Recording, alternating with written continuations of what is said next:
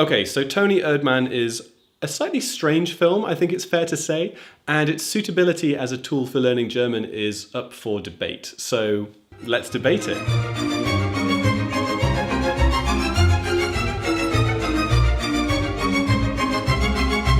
Ja, von den Eltern kann man ja wirklich viel lernen, muss man sagen. I'm Tom, and this is German Film/Book Club. And today we're going to be talking about Toni Erdmann. I think it's fair to say that it's a slightly controversial film in the sense that it has lots of 1-star reviews, lots of 5-star reviews. I think it's probably what we would describe as a Marmite film in the UK, which usually means that it is either an incredible, genius piece of work or utterly bizarre and incomprehensible. So, which is it? And is it a good thing to use to learn German with? That's what we're going to find out today. So let's start off with the plot.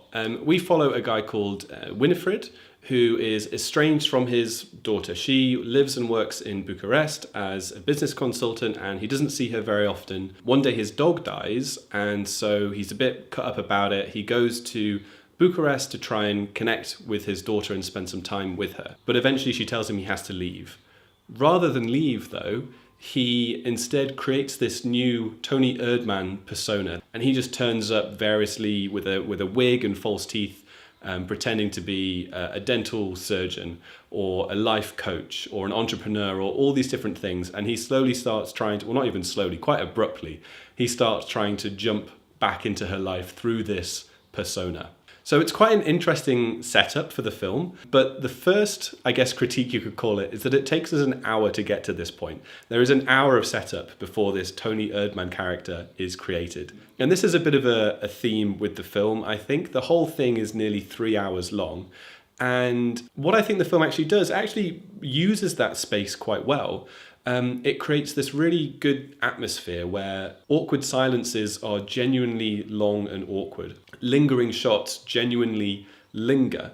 And if you're into films that are a bit of a long burn, then this film really uses time to create that atmosphere. But don't get me wrong, it's not boring, and the funny scenes are genuinely really funny. Her obviously fake dad with his fake hair and everything coming into the corporate world and trying to install himself as a life coach with the people that she knows is quite entertaining to watch. And having worked in the sort of corporate business consulting world myself, I find it particularly entertaining to see how people react to this complete chaotic character coming into their world. It's quite a good thing to watch. I did enjoy it. Although it does bring me to my first language point of this film. So there is Romanian happening in the background in most scenes.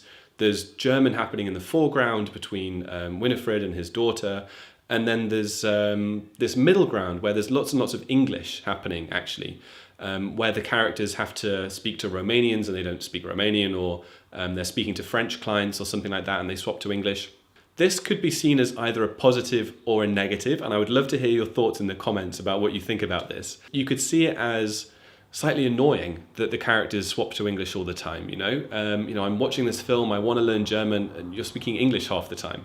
Or it's actually quite a nice break, you're German, you can have a bit of a break from it and just listen to something in English. I have a third opinion, actually, I would say, because for me, I think it actually replicates a lot more what your life might be like in Germany, for example, because I swap between English and German all the time. And so seeing that happen on the screen was actually quite nice. The other reason that I actually appreciated it is because it makes you feel quite clever in a modest way, because I still couldn't understand everything. But it's that idea of having a scene in English where, you just understand it, and then it swaps to German and something has changed, but your level of comprehension has remained the same. And that's quite a nice, empowering feeling, actually. And let's talk about the acting for a moment now, because it is fantastic. I think especially Sandra Hüller, who plays the daughter, is an incredible actor. I think the main thing that I noticed with her is that obviously she delivers the lines incredibly well, and you can tell there's a lot of emotion behind some of these often quite sad scenes or quite stressful scenes for her when her dad is moithering around the place. But I think her body language is incredible. She conveys what I perceive to be her lack of connection almost with the corporate world. She's She's there in body, but perhaps not in spirit. And that comes through in sort of nervous movements that she makes or when she's put under pressure. And all of this is captured just by her body language, which I think is really quite impressive. And it also makes it feel very real, I think, the fact that so much of this story is told by body language, by those long, forlorn shots, awkward silences, things like that. Which brings me to a second linguistic point, which is that the language is also very real. People speak quite quickly when they're in a rush.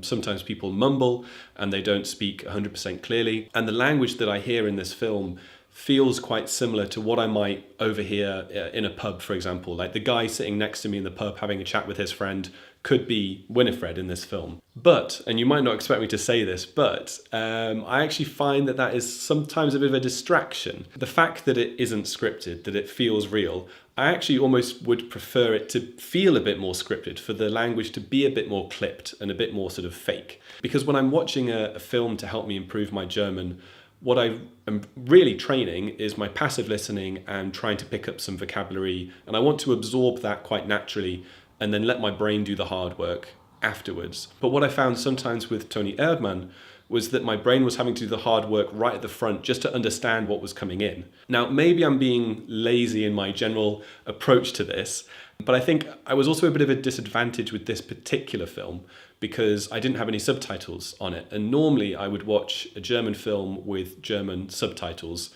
so that if somebody's mumbling or whatever, I can still catch the words that they use. I couldn't do that this time because some weird thing with Amazon Prime, it wouldn't let me put German subtitles on, whatever. So I fully accept that if you were watching it with subtitles, you probably have a better experience and you would probably learn more German than perhaps I did when I was watching it. My final observation is that there's one particular scene which is absolutely incredible in this film. It's so funny, it's so surreal. It is all these different things that I've spoken about all boiled down into one 5-minute sequence. And if you've seen it before, you know what I'm referring to.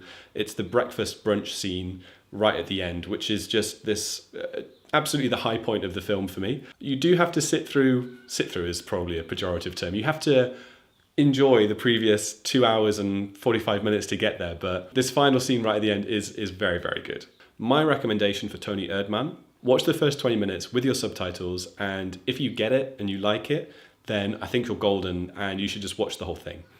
If you get 20 minutes in and you think this is weird, it's really slow, I'm not quite sure what's going on, and I can't really understand the German, that's fine, because it doesn't change. So stop it and watch something else.